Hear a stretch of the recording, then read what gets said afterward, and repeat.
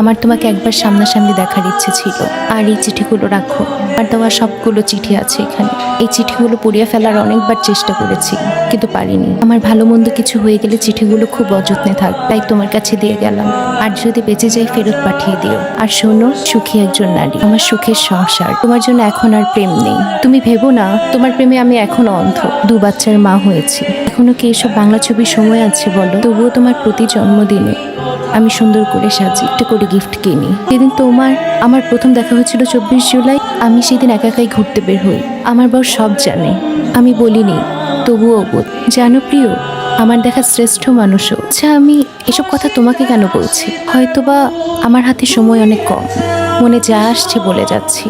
তুমি আমার জন্য যে পরিমাণ চোখের পানি ফেলেছো, প্রতিদানে 1000 বছর কাঁদলেও আমি তোমার কাছে ক্ষমা পাবো না জানি। এই ক্ষমা চাইবো না, তবুও বলি আমার উপর অভিমান রেখো না তুমি।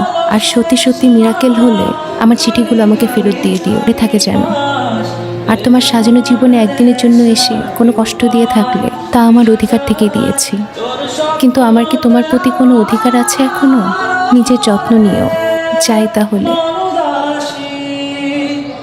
একা ফেলে পালালি কোথায়, ওরে পরবাসী, ওরে বন্ধু, কি উপায় ফেরা যায় তোর স্বপ্নকে আবার, ওরে মনদাসী, একা ফেলে পালালি কোথায়,